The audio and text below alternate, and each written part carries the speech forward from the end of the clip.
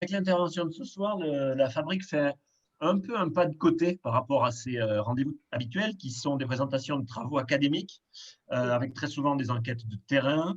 Là, on est plutôt sur une observation, un témoignage, et quelqu'un qui a été voir un terrain assez peu connu, en fait, qui est celui de la logistique.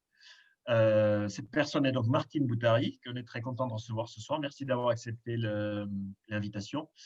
Elle a pratiqué, elle pratique, d'après ce que j'ai pu voir de ton CV, Martine, encore des activités de conseil en commerce international, mais elle est avant tout enseignante-chercheur à l'université, pardon, à Toulouse Business School, à l'école Business School de Toulouse. Et elle a donc passé une partie de son été à bord d'un porte-conteneur et elle va nous raconter les enseignements qu'elle a pu en retirer. Martine, c'est à vous. Bonjour à tous, bonjour à ceux que je connais et évidemment à ceux que je ne connais pas.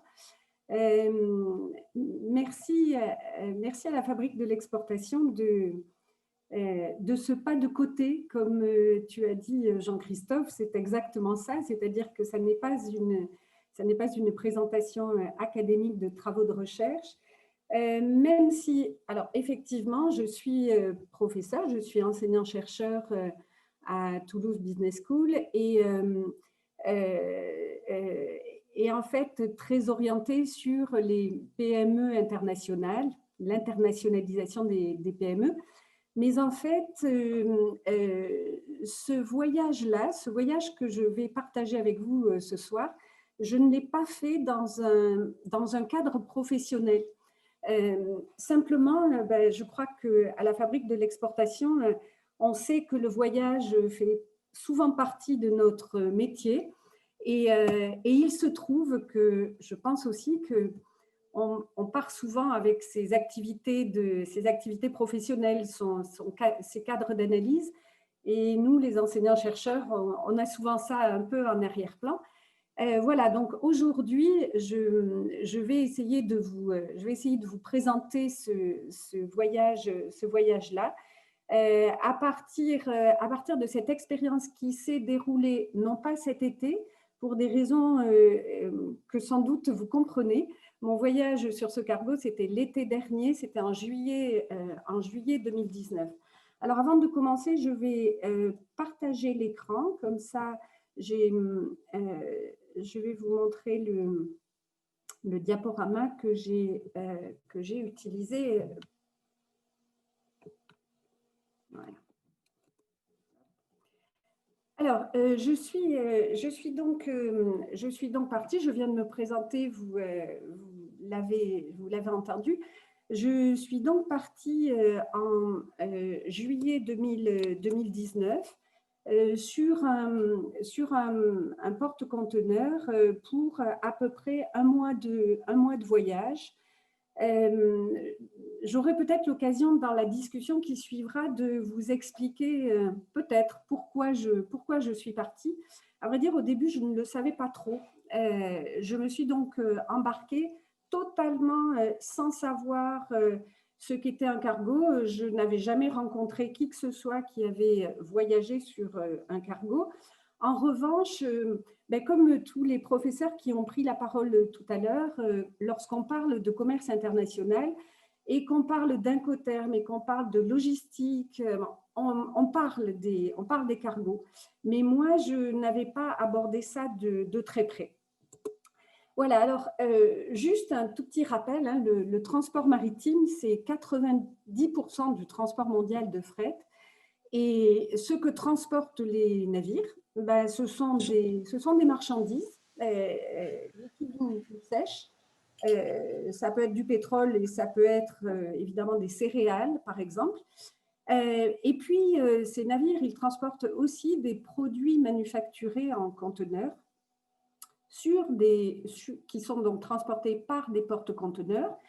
Et ces porte-conteneurs voilà, sont le cadre d'analyse que nous allons avoir, l'unité d'analyse que je vais avoir ce soir.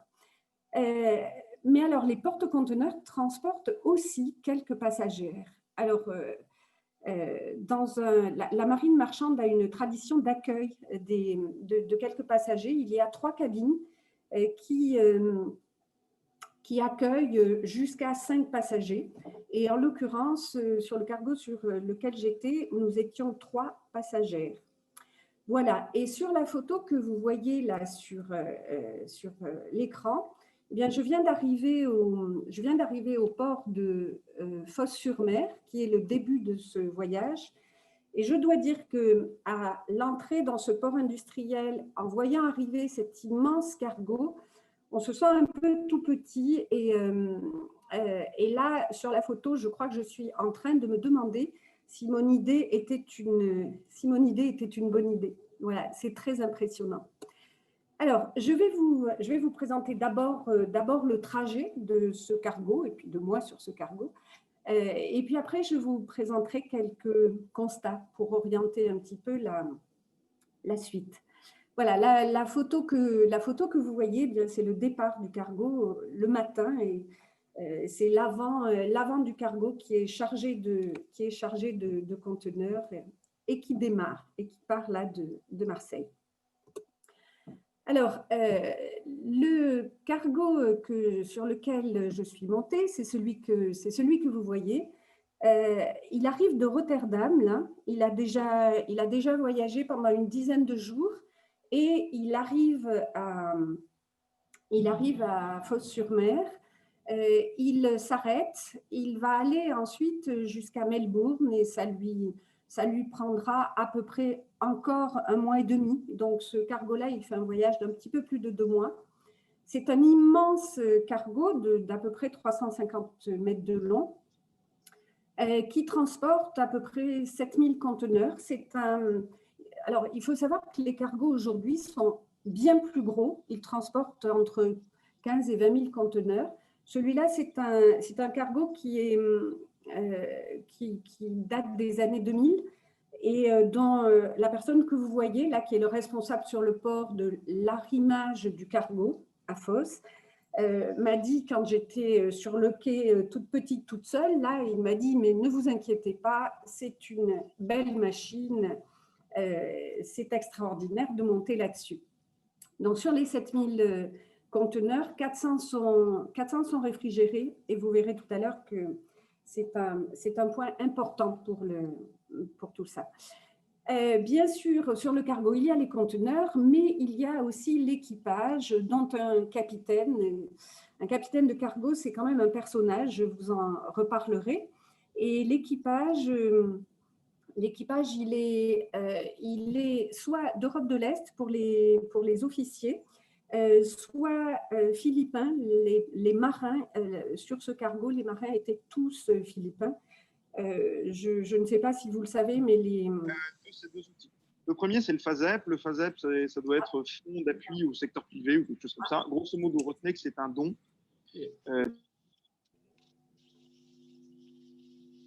Bon, vous pouvez continuer, Martine. Ok. Donc, en fait, oui, ce que j'étais en train de dire, c'est que les Philippins, là, constituent cet équipage de marins. Ils représentent quand même un quart des marins dans le monde, les Philippins.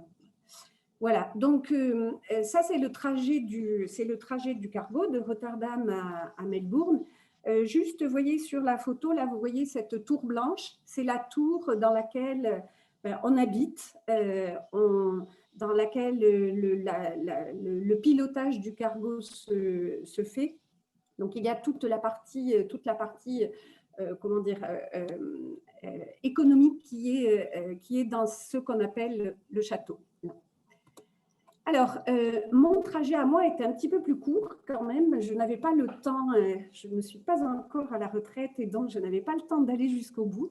J'ai donc pris le cargo à Fos-sur-Mer et je suis allée, comme je vous l'ai dit tout à l'heure, je crois, je suis allée jusqu'à la Réunion.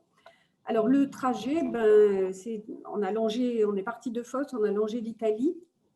On a longé ensuite la côte libyenne, l'Égypte. On s'est arrêté à Port Saïd. On a on est passé par le canal de Suez. descendu le long de la mer Rouge. On est arrivé dans le golfe d'Aden et puis on a pris plein sud vers la Réunion. Alors évidemment, ce trajet est un peu long, hein, comme je vous l'ai dit, ça fait pratiquement 4 semaines. Il y a deux escales sur ce trajet. Une première escale à Gênes et une deuxième à Damiette, qui est le port industriel de Port Saïd à l'entrée du canal de Suez. Les escales sur un cargo, c'est pas du tout, ce ne sont pas des escales touristiques. C'est-à-dire que, à vrai dire, les 3 passagères sont accueillis sur le cargo, mais on n'est pas là pour descendre, pour avoir du temps, etc. Sur un cargo, on pense presque à une seule chose, ce sont les conteneurs. Et donc, à Gênes, on s'est arrêté quelques heures, et à Damiette, on s'est arrêté aussi quelques heures. À chaque fois, les villes sont éloignées des ports, donc c'est pas facile de descendre. Et à Damiette, l'immigration égyptienne était un petit peu compliquée. Et par ailleurs, le capitaine, qui est responsable donc du timing de son cargo, a trouvé que c'était trop dangereux de nous laisser descendre et que 3 femmes qui descendaient à Damiette, c'était pas possible, ça mettait le cargo en potentiel retard, c'était pas possible. Donc on n'a pas pu descendre, ce qui fait que de Fos-sur-Mer à La Réunion, je ne suis pas descendue de ce cargo et c'était formidable. Voilà. Alors, qu'est-ce que j'ai retenu pour essayer de ne pas passer des heures à vous raconter ce voyage? J'ai essayé de rassembler quelques constats. Alors, vous voyez sur la photo que vous avez, juste, on est en train de dépasser la crête. Vous voyez l'île un petit peu au loin. Comme j'ai pu la voir, un peu dans la brume, évidemment, on ne va pas s'en approcher. Alors, mon premier constat, c'est le constat de travail. C'est extrêmement impressionnant parce que sur un cargo, on travaille beaucoup et de façon quasi incessante. L'endroit où on travaille de façon réellement incessante, c'est le poste de pilotage. Et ce poste de pilotage, il est occupé par, la plupart du temps, nuit et jour, en 6 quarts, par 3 personnes, dont le capitaine parfois ou son second, plus 2 autres officiers. Et donc, évidemment, si j'avais à qualifier leur position, c'est vraiment une vigilance extrême, une compétence extrême, une concentration extrême, nuit et jour.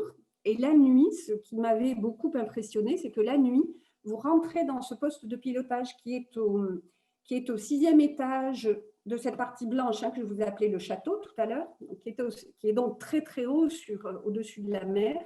Vous rentrez la nuit dans ce poste de pilotage, c'est complètement noir et il n'y a que les écrans. Et donc le pilotage se fait dans le noir. Voilà, donc un travail de concentration forte et évidemment, l'objectif, c'est l'arrivée à bon port au sens fort du terme. Alors ça, c'est pour le pilotage, mais il y a plein d'autres choses que l'on fait sur ces cargos. Si je prends à gauche, vous avez tout ce blanc. En fait, sur un cargo, il y a des peintres qui travaillent tout le temps contre la corrosion.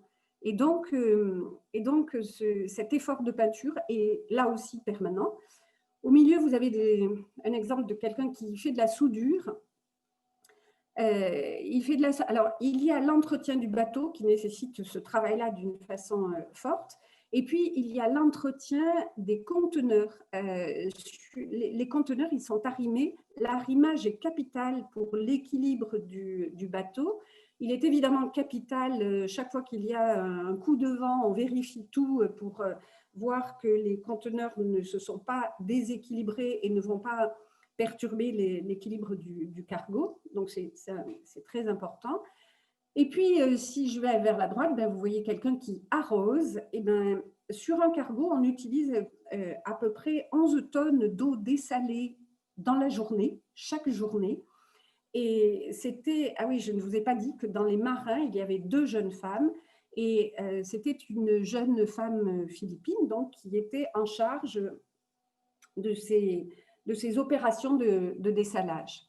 Voilà, et puis au milieu en bas, vous avez les conteneurs 7000 chargés, déchargés aux escales, arrimés, réarrimés. Et là, sur ce cargo, 400 de ces conteneurs sont réfrigérés pour rester soit à 4 degrés, soit à 12 degrés. Voilà, donc une activité de prise de température, de regard sur les conteneurs qui est très, là aussi très, très précise et permanente. Je crois que je n'avais jamais pensé à tout ça en consommant tout ce que je consomme qui sort de ces conteneurs. Voilà, donc ça c'est le travail sur le cargo. Et puis il y a quand même le travail au moment des escales. Les marins, vous voyez, s'habillent en rouge pour être très repérables. Ils sortent la passerelle et puis là, ils vont travailler avec les dockers du port pour charger et décharger, c'est-à-dire prendre de nouveaux conteneurs. Chaque conteneur, c'est 32 tonnes. Et vous voyez à droite cette grue qui soulève ces conteneurs, on dirait des fétus de paille.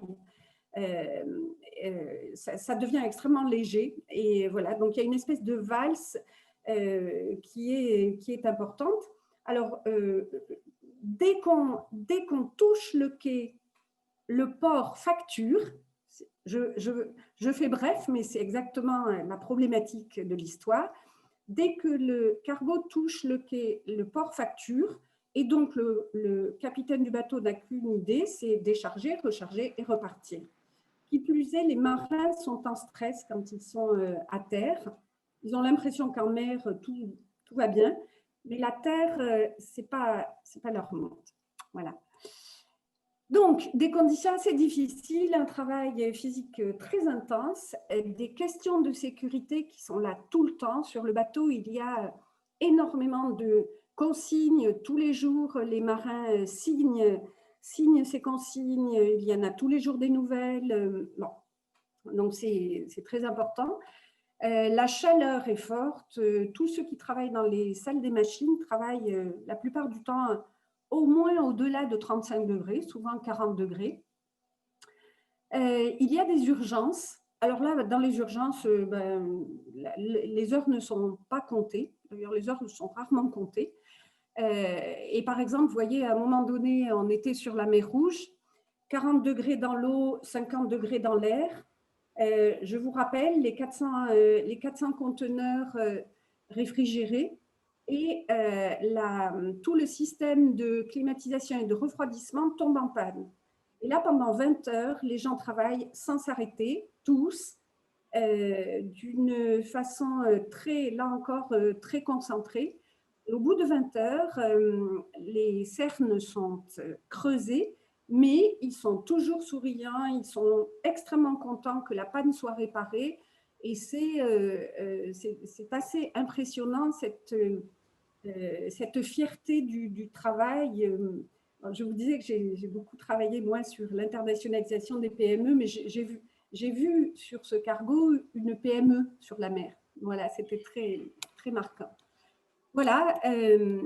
Alors, de façon multiculturelle, vous l'avez compris, hein, il y a plusieurs nationalités, plusieurs religions, et tout le monde est extrêmement respectueux. Il ne faut pas qu'il y ait de problème. Sur un bateau, c'est trop compliqué. Donc, il n'y a pas de discussion là-dessus. Voilà. Donc, les gens communiquent bien, mais il n'y a pas de problème d'interculturalité qui se pose sur le lieu de travail. Tout le monde parle anglais et un très bon anglais. Ce qui est particulier, qui est différent d'une PME classique, c'est qu'il y a beaucoup de rotation. Les officiers ont des contrats de travail de 3 à 4 ou 5 mois. Les marins peuvent avoir un contrat de travail jusqu'à 9 mois avant d'avoir des congés pour s'arrêter. Et donc, du coup, il y a des rotations de personnes, mais à chaque fois que quelqu'un descend, quelqu'un remonte, on se réhabitue très facilement à la nouvelle personne. Voilà. Ces conditions de travail difficiles font que quand même, il faut faire un peu attention. Et il y a quelque chose qui est très, très important sur le cargo, c'est la cuisine. La cuisine, parce que c'est de la calorie, évidemment, parce que comme il y a beaucoup de travail, on a besoin de retrouver de l'énergie. Et puis, c'est du réconfort.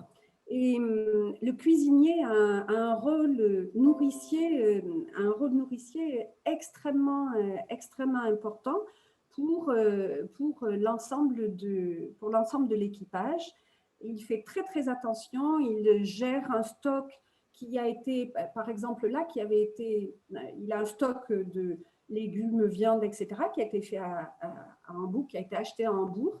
Et à la réunion, il y a eu une tentative d'achat, je vous en reparlerai peut-être après, mais pour la plupart des provisions, ça devait durer jusqu'à Melbourne. Donc, ce cuisinier, il fait la cuisine, il gère extrêmement bien tout ça pour que tout soit bien, bon, en quantité suffisante. Voilà.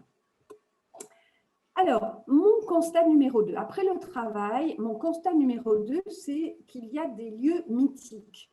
Et dans l'histoire, il y a le canal de Suez. Voilà, le canal de Panama est un autre lieu mythique pour les gens qui se déplacent sur des cargos.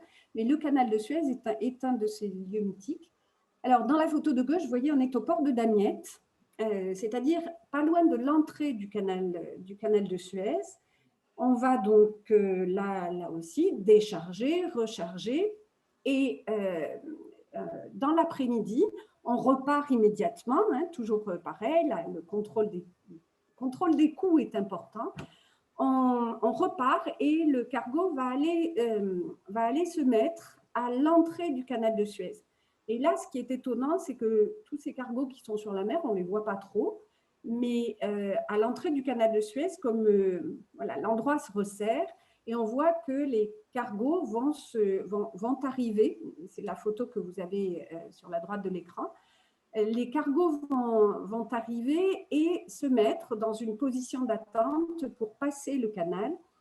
Il se trouve que là, pour aller vers le sud, nous, on ne pouvait passer que le matin. Donc, en fait, des pilotes du canal vont donner au capitaine un ordre de départ pour savoir vers quelle heure on pourra démarrer pour ce canal. Alors, pendant la nuit, on attend ce démarrage. Nous, on était partis vers 5 heures du matin. Et vous voyez sur la gauche, la cargaison est extrêmement illuminée. Et en fait, il faut que voilà, tous les cargos sont illuminés. Et il y a ce besoin de repérage des uns et des autres. Et puis, la deuxième photo, c'est on va entrer sur le canal et on va passer la journée en fait à traverser ce canal qui fait à peu près 100 mètres de largeur. Et sur ce canal, le capitaine et les marins sont très impatients d'arriver au bout. À vrai dire, alors des pilotes égyptiens montent sur le cargo pour je ne sais pas s'il faut dire pour dire au capitaine comment il faut passer le canal, mais lui, il dit, moi, je le sais comment il faut passer le canal, je n'ai pas besoin de ça, mais bon, voilà. Et puis, montent aussi à bord des gens égyptiens pour vendre des pacotilles aux marins. Voilà, et donc, pendant toute la traversée du canal, on sera avec ces pilotes qui redescendront à la sortie du canal. Et le canal, vous voyez un côté, donc quand on va Quand on va vers le sud, vous avez Ismaïlia, que vous voyez là sur votre droite. Et puis, de l'autre côté, vous avez le désert du Sinaï, extrêmement surveillé, militarisé, barricadé, avec, on le comprend bien, une surveillance intense. Voilà, et donc ce passage du canal, vous ne pouvez plus prendre de photos, il faut faire attention, le capitaine est stressé, donc c'est vraiment un passage sous contrôle. Voilà, bon, on aura peut-être l'occasion d'en reparler ensuite. Et puis, on arrive et ça y est, on sort du canal et puis on va rejoindre la mer Rouge. Et là, le dimanche après la sortie du canal de Suez, il y a un barbecue. C'est une sorte de tradition. Il y a un barbecue pour remercier tout le monde, pour ce que nous appelons le team building. Ils ne le disent pas comme ça, mais ça m'a donné cette impression. Et là, il y a un cochon qui a été acheté et congelé à Hambourg, qui ressort de son congélateur et qui est préparé par les Philippins. Le cuisinier prépare une cuisine d'enfer. Il y a à manger plein de choses extrêmement diverses. Et c'est une journée de détente et de jeu. Et le capitaine profite de ce moment pour… La hiérarchie s'abaisse un peu. C'est un univers hyper hiérarchisé. Le capitaine joue avec les marins. Alors, il y a plein de jeux qui se mettent en place et tout le monde a des récompenses parce qu'il est le meilleur ceci, parce qu'il est le meilleur cela, parce qu'il a fait la meilleure photo, etc., etc.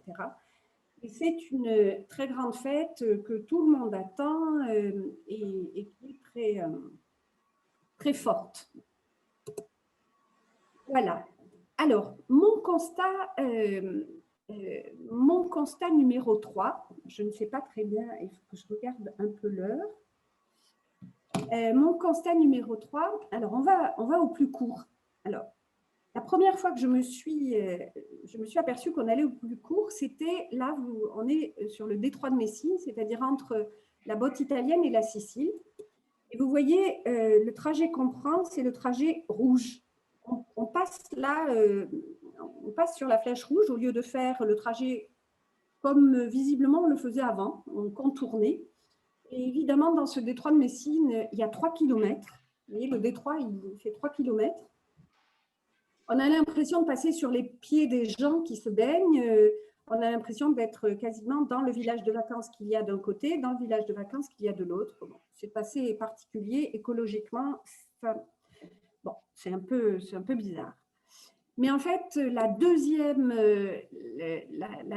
fois plus importante où j'ai vu qu'on allait au plus court et que là, il y avait vraiment des conséquences importantes, c'est là, vous voyez, on est là dans la mer Rouge. Et puis un matin, je ne sais pas si vous voyez ma flèche là qui se promène. On est à peu près à la sortie avant Djibouti. Et le commandant, le capitaine vient nous voir en nous disant, bon alors, ne vous étonnez pas, il va y avoir des gardes qui vont monter à bord. Parce que ils viennent protéger le cargo du risque de piraterie. Bon, alors, bon, voilà, on entend ça. C'est un peu comme, vous savez, quand on dit il y a des alertes oranges en météo. Bon, ok. On passe Djibouti, on atterrit dans le golfe d'Aden. Et là, en fait, les gardes se mettent vraiment en œuvre. Ce sont des Pakistanais qui sont montés, mais ils auraient pu être d'une autre nationalité. Ce sont des Pakistanais que le capitaine avait demandé parce que l'armateur lui avait demandé de façon pressante, c'est-à-dire que lui, le capitaine disait « je n'ai pas envie ». L'un des murs du conseil régional et il ne pouvait pas faire autrement visiblement. On lui a demandé de suivre la route rouge, vous voyez, au lieu de faire comme d'habitude, et donc c'était la première fois qu'il suivait la route rouge, au lieu de faire comme d'habitude, d'aller un petit peu plus loin et de descendre un peu plus loin vers la Réunion. La route rouge vous oblige à passer très près de la Somalie Et entre la Somalie, donc le cap de Guardafy en Somalie, et les îles yéménites qui sont envahies par les pirates. Et ce capitaine dont je vous disais, c'est un personnage extrêmement fort, toujours sérieux, toujours hyper sûr de lui, etc. Là, j'ai vu cet homme qui avait peur. Et à vrai dire, c'est quand même impressionnant parce que là, on voit que le risque de piraterie, c'est un vrai risque. Que les gardes, ils sont là, ils vous font faire assez rapidement des exercices au cas où on serait abordé par des pirates. Vous voyez sur la deuxième photo, les gardes armés, là on est dans la salle des machines, ils nous ont fait descendre dans cette salle des machines.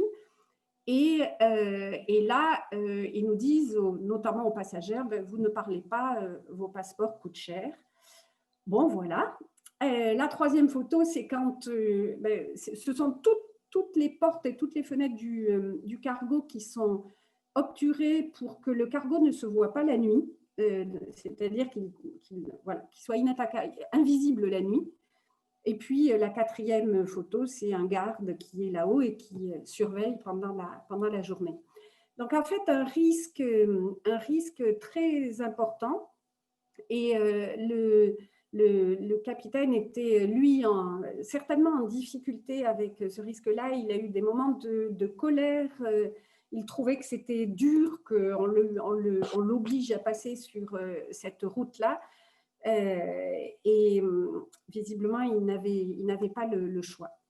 Alors, pendant ces moments-là, quand j'ai pu demander à certains marins, mais ça va, vous n'avez pas peur, vous ils m'ont tous dit, mais non, ne t'inquiète pas, nous prions. Voilà. Alors, cette histoire quand même se termine. On arrive là aux Seychelles. Vous voyez sur la petite, vous voyez sur la petite carte là l'emplacement des Seychelles. On arrive aux Seychelles et ce que vous voyez sur l'image du milieu, c'est le déchargement des armes. Et là, je me suis rendu compte, je n'avais pas vu ces armes lorsqu'elles ont été chargées, je les ai vues parce que l'immigration aux Seychelles demande d'avoir toutes ces armes. Et c'est assez impressionnant de voir des munitions extrêmement nombreuses. Je dois dire qu'après coup, ça m'a beaucoup fait réfléchir. Sans doute, vous comprenez pourquoi. Voilà, donc un passage qui a été un peu mouvementé, on va dire. J'ai oublié de dire qu'au moment juste où on était sur les petits pointillés rouges, il y a eu une tempête.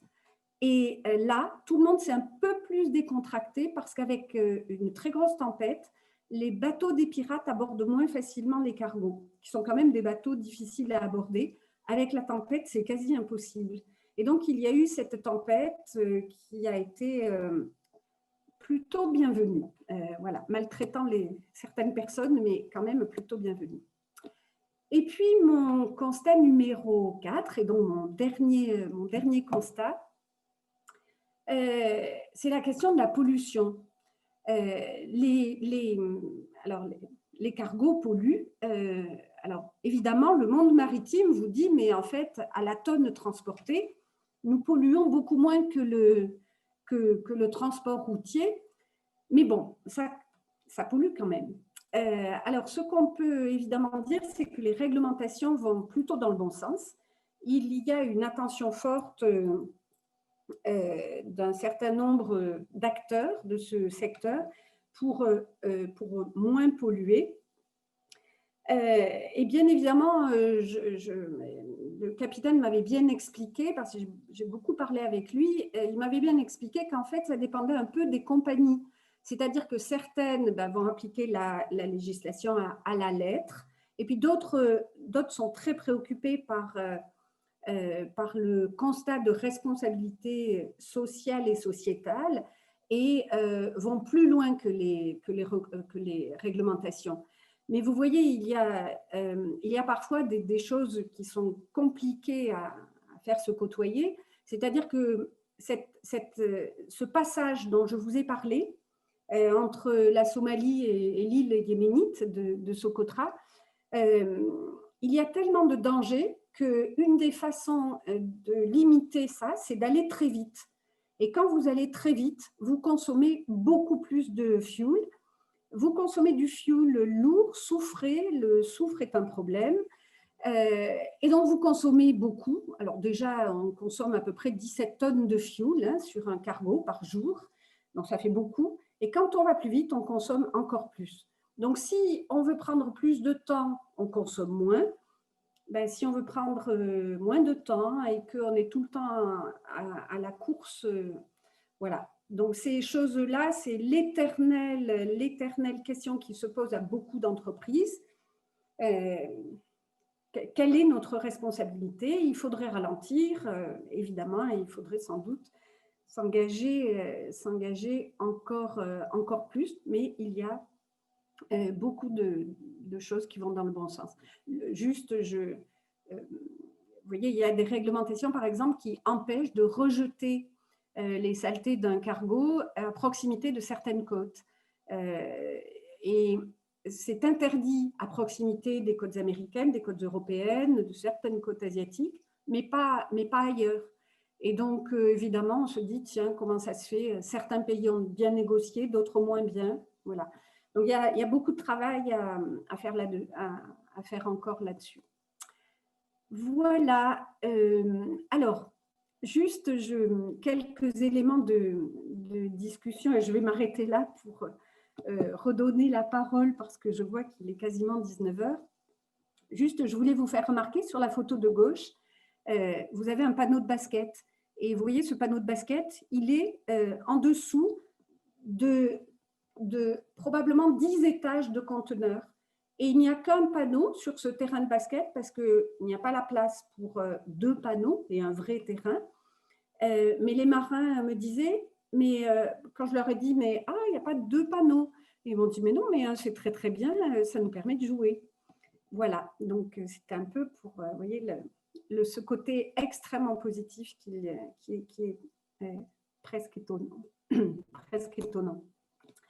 Alors là, je retrouve un tout petit peu ma casquette de chercheur après avoir eu cette casquette de voyageuse.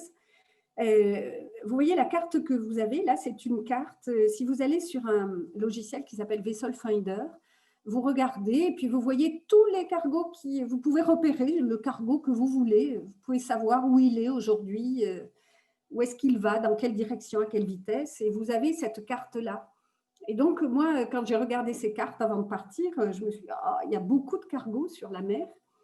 Et on voit bien que sur le terrain, on ne va pas voir la même chose. Alors, les cargos sont certes sur la mer, cette carte est juste, mais j'ai adoré être dans cette approche qui est une approche qui m'est commune parce que je travaille beaucoup sur du qualitatif et voilà, donc cette importance d'aller sur le terrain,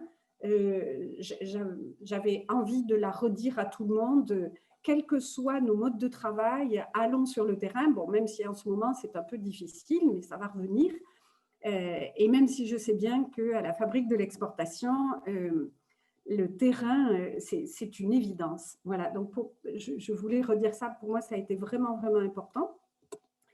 Après, alors, il y a des tas de questions qui se posent sur voilà, les points que j'ai notés là, l'industrie et l'environnement, les questions de sécurité, le contrôle des coûts, les stratégies internationales. Si on transporte, c'est qu'il y a des lieux de production et des lieux de vente qui ne sont pas tout à fait positionnés au même endroit.